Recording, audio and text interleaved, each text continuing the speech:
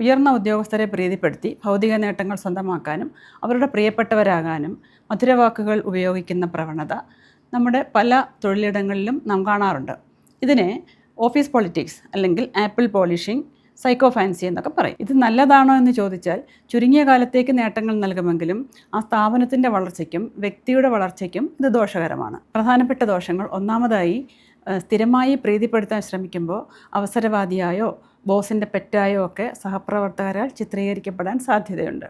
A favourite has no friend എന്നൊരു ചൊല്ല് തന്നെയുണ്ട്. 2, യോഗ്യതയുള്ളവരും കഠിനാധ്വാനികളുമായ മറ്റുള്ളവർക്ക് അവസരം നിഷേധിക്കപ്പെടുമ്പോൾ അവിടെ ടീമിൻ്റെ മൊത്തം മനോവീര്യം കുറയുകയാണ്. സ്ഥിരമായി അഭിനയിച്ച് ഫലിപ്പിക്കേണ്ടി വരുന്ന ഒരു വ്യക്തി തൻ്റെ പ്രധാന ജോലികൾ അവഗണിക്കുന്നു.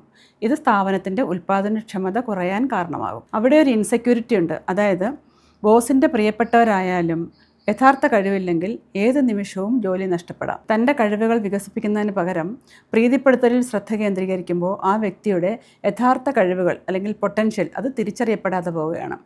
അല്ലെങ്കിൽ ആ പേഴ്സണൽ ഗ്രോത്ത് അവിടെ മുരടിക്കുകയാണ്. ഒരു ഉദ്യോഗസ്ഥൻ ഈ പ്രീണനത്തിൽ വീഴുമ്പോൾ അയാൾക്ക് ശരിയായ കാര്യങ്ങൾ കാണാൻ കഴിയാതെ പോവുകയും അത് സ്ഥാപനത്തിൻ്റെ വളർച്ചയെ ദോഷകരമായി ബാധിക്കുകയും ചെയ്യും. പ്രീതിപ്പെടുത്തലിലൂടെ നേടുന്ന നേട്ടങ്ങളെക്കാൾ യോഗ്യതയിലൂടെയും കഠിനാധ്വാനത്തിലൂടെയും നേടുന്ന ബഹുമാനമാണ് നിലനിൽക്കുക.